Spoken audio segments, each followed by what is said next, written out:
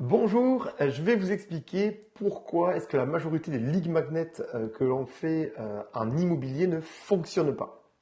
Alors, si comme moi, vous avez déjà essayé le marketing digital, c'est-à-dire que vous avez dit, tiens, je vais essayer de faire une approche différente, vous avez dû essayer de nombreuses choses, en rater plusieurs, et en vous intéressant un petit peu, en faisant des recherches sur YouTube ou en vous formant, vous avez entendu parler des tunnels de vente.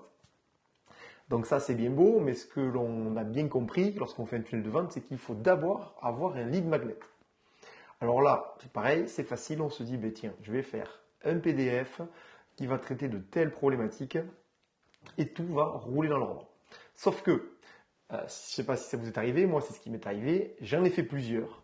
À chaque fois, j'étais hyper content de ce que j'avais mis dedans, du contenu, enfin, la façon dont j'avais tout orchestré, j'avais vraiment bossé dessus. Il y en a certains, même personne ne voulait les télécharger, et d'autres que beaucoup de télécharger, mais personne ne m'appelait derrière pour avoir besoin de mes services. Et donc, j'ai compris pourquoi. En fait, en parallèle, j'ai téléchargé plusieurs lead magnets que proposaient les formateurs en ligne que vous voyez passer sur les publicités Facebook ou sur Instagram. Donc, j'ai analysé des dizaines et des dizaines pour essayer de comprendre pourquoi est-ce que moi, je n'y arrivais pas et pourquoi eux, a priori, oui, vu a priori les empires qu'ils avaient. Et donc, j'ai compris quelque chose. C'est que un lead magnet, en fait, il doit répondre à un problème ou à un challenge spécifique et surtout ne pas être trop large. Et en plus de ça, donc l'appel à l'action dans le lead magnet va donner envie au lecteur de nous contacter pour en savoir plus. Donc moi, l'erreur que j'ai fait, c'est que j'ai fait des lead magnets qui s'appelaient les 11 astuces pour réussir à vendre, les 5 erreurs à ne pas commettre, etc. Donc ça, c'était beau. En fait, je leur livrais voilà, les fameuses astuces ou les erreurs à ne pas commettre. Les propriétaires en prenaient compte et au final, eh voilà, ils disaient super, j'ai eu mon info, bon, j'ai pas forcément besoin de l'appeler puisque j'ai tout livré. Donc, je vais vous expliquer là en passant directement sur la tablette un petit peu, vous y voyez plus clair mon raisonnement. Donc, en fait, un lead magnet, donc ça c'est le terme qu'on emploie en anglais, dans le marketing. En gros, c'est un aimant à prospect, ça se traduit comme ça. C'est une ressource que l'on va donc donner en échange donc de généralement des coordonnées. En échange de coordonnées. Le plus souvent, c'est du mail, mais on peut aussi également demander un numéro de téléphone ou une adresse. Donc voilà, et cette ressource-là, donc elle doit répondre à un problème ou à un challenge. Voilà, un besoin quoi. Le mec il se dit tiens, je comprends pas, comment est-ce que je peux faire ça? C'est son challenge du moment. Donc voilà, donc moi l'erreur que j'ai faite par rapport à ça, c'est que souvent, je leur disais 11 astuces ou X erreurs, voilà, pour arriver à vendre ou acheter. Et ce que j'ai compris, c'est qu'il faut prendre le problème dans sa globalité. Imaginez un propriétaire vendeur, notre cible, propriétaire vendeur. Aujourd'hui, il y a une situation initiale, donc ici, ça va être le départ de son aventure, et donc il va avoir, donc départ, et ici, voilà, ça c'est le chemin qu'il va faire pour donc arriver, et donc ce qu'il veut, c'est vendre sa maison. Et donc, durant toute la durée de vie de son parcours, il va avoir donc ici, un peu partout, des challenges et des problématiques. Et donc, la problématique qu'on a, nous, c'est qu'on a tendance à faire un lead magnet où on essaie de répondre à tout ça, à toutes ces problématiques-là. Et du coup, soit notre lead magnet ne trouve pas sa cible, soit, en fait, voilà, on y répond superficiellement, ou le gars, il a sa réponse globale et il nous recontacte jamais. Et c'est justement, c'est là où le lead magnet doit être la clé. C'est qu'il faut qu'on s'adresse à chaque fois à des problèmes précis. Et surtout, ce que j'ai repéré donc en analysant les lead magnets d'autres personnes, c'est que chaque problème que l'on résout doit emmener sur un ou plusieurs autres problèmes dont en fait notre prestation de service est la solution pour le résoudre. Je m'explique, on va continuer à poursuivre. Donc, si on se remet dans la peau de notre propriétaire vendeur, quels sont les problèmes ou les challenges qu'il va pouvoir rencontrer tout au long de son parcours? Donc, par exemple, il va y avoir le premier, je pense, challenge, ça va être estimation. Donc, au-delà d'estimation, on peut mettre connaître la valeur.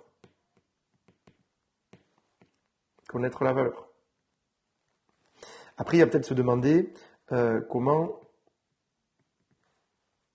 augmenter la valeur de sa maison. Donc, comment il va faire pour augmenter la valeur de sa maison? Il peut avoir un autre problème qui peut être quels travaux faire? Quels travaux faire? Il peut y avoir aussi comment rédiger une bonne annonce. Une bonne annonce. Voilà, il peut y avoir tout ça. Il peut y avoir aussi, qu'est-ce qu'il peut y avoir? Comment faire visiter. Comment faire visiter. Comment négocier. Enfin bref, l'idée, c'est d'être, soyez ultra spécifique. Donc nous, par exemple, on va prendre l'exemple du premier. Parce qu'après, c'est pareil, c'est-à-dire qu'on le voit, chaque problématique correspond en fait à une avancée. À une avancée sur la ligne du temps. Donc, suivant le moment où vous souhaitez avoir votre propriétaire, il faut lui faire un lead magnet adapté. C'est-à-dire que si vous voulez quelqu'un au tout début, mais la première étape, je pense que ça va être comment connaître la valeur de sa maison. Par contre, si vous voulez récupérer des propriétaires qui ont déjà testé de mettre en vente avec des confrères ou eux-mêmes, vous pouvez essayer d'aller peut-être plus sur comment faire visiter, comment faire une bonne annonce, comment analyser l'activité de mon bien. Voilà, des choses comme ça. Donc là, moi, je prends le premier exemple. Par exemple, si je vais faire un magnet sur comment connaître... Alors, on va faire par exemple le deuxième, qui va plus m'inspirer. Comment augmenter la valeur? Comment donc augmenter la valeur de sa maison? Donc là, ça c'est la problématique. Après, lead magnet, vous pouvez très bien l'appeler, je sais pas, trois astuces pour augmenter. 3 astuces pour augmenter. Enfin, après, vous faites comme vous voulez, ça peu importe. Vraiment, ça a peu d'importance. 3 astuces. Et donc là, l'idée, c'est de faire le lead magnet le plus précis possible, le plus complet. En fait, imaginez-vous qu'il faut que le contenu que vous produisiez, ce soit le meilleur, l'ultime. Voilà, vous mettez tout dedans pour les conseils soient les plus précieux. Ce que je veux dire par là, c'est que vous n'allez pas mettre, par exemple, les 52 conseils, ça c'est trop. Mais par contre, si vous trouvez les 3 conseils, vraiment allez chercher les conseils hyper puissants, c'est-à-dire qui ne coûtent pas cher, qui rapportent gros, et surtout qui n'ont pas forcément été beaucoup vus, pour vraiment apporter une valeur à votre client qui dise « Ouf, j'ai bien fait de télécharger cette ressource-là, parce que j'avais entendu ça nulle part ailleurs, et c'est vrai que ce qu'il dit est cohérent. » Donc là, vous mettez ça, vous mettez ça, donc vous mettez vos astuces, par exemple, je ne sais pas les idées en tête, mais astuce 1, astuce 2, astuce 3. Et à la fin, par exemple, c'est là où moi j'ai fait beaucoup d'erreurs, et c'est ce que j'ai compris, c'est qu'il faut qu'à la fin, notre appel à l'action dirige vers un ou plusieurs autres problèmes, ou challenges, problème, challenge. Je m'explique, on reprend notre ligne du temps. Donc là, il sait à peu près combien vaut sa maison. Il n'est pas content du prix, il cherche à savoir comment est-ce qu'il peut attirer le maximum. Donc là, il voit votre ressource, il est content. Il la lit et à la fin, vous finissez avec un appel à l'action du genre, par exemple, ça peut être du genre, voilà, donc voici tout ce qu'il faut faire pour augmenter la valeur. Par contre, si vous n'êtes pas capable de négocier correctement le prix de votre maison, alors tous ces conseils ne serviront à rien. Il peut y avoir aussi, si vous n'êtes pas capable de rédiger une bonne annonce, alors tous ces conseils ne serviront à rien. Si vous n'êtes pas capable de toucher le bon acquéreur, tout ça, ça servira à rien, etc., etc. Pourquoi? L'idée, c'est que à la fin, vous lui fassiez donc l'appel d'action en disant « Et c'est pour ça que je suis là. Si aujourd'hui, en plus d'avoir des conseils ou des astuces pour augmenter la valeur de votre bien, contactez-moi et je vous aiderai à vous expliquer, ou alors, enfin, voilà, je vous expliquerai comment est-ce que vous pouvez obtenir le meilleur prix possible, voilà, etc., etc. Et là, vous allez donner de l'envie. Donc, voilà ce que j'ai compris. Alors, petit bonus, si vous êtes arrivé jusqu'à ce moment de la vidéo, c'est que du coup, il y a une question que je me suis posée, c'est mais est-ce que en fait le PDF, parce que moi j'avais l'habitude de faire des PDF, est-ce que le PDF est le meilleur format? Parce que je me suis dit ça c'est le plus simple à faire. Et j'ai pris un exemple moi-même, donc quand je me suis mis à analyser les contenus que je téléchargeais, c'est que j'avais la flemme absolue de lire tous les PDF là, qui étaient faits, des fois il y en avait 27 pages. Alors c'était hyper bien, hein. Quand vous les lisez en entier, c'était 27 pages de quali. Mais c'est plus que moi je suis un feignant, j'aime pas faire ça. Et donc, en fait, je me suis dit, mais quel genre de contenu est-ce que tu aimes consommer? Donc moi j'aime beaucoup consommer les vidéos. Moi je consomme des vidéos, beaucoup plus que les PDF. Moi c'est vidéos, PDF, pas trop.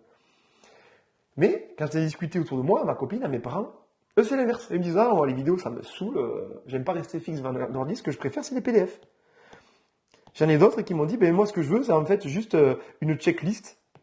Une checklist. Il y en a qui me disent qu'ils aiment bien assister à des masterclass dans lesquelles ils peuvent poser des questions, avec des questions-réponses.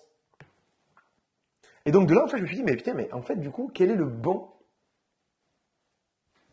support pour diffuser son lead magnet? Et bien en fait, la première question à se poser, c'est déjà à qui est-ce qu'on s'adresse? C'est-à-dire qui est-ce qu'on s'adresse? Quel âge à peu près à cette personne-là? Quel contenu il a l'habitude de consommer? Par exemple, si je prends l'exemple de mes parents, ils vont préférer 1000 fois avoir une brochure papier qu'une masterclass vidéo, quoi. Ils ne connaissent pas le principe, etc. Ils ne vont pas y aller du tout.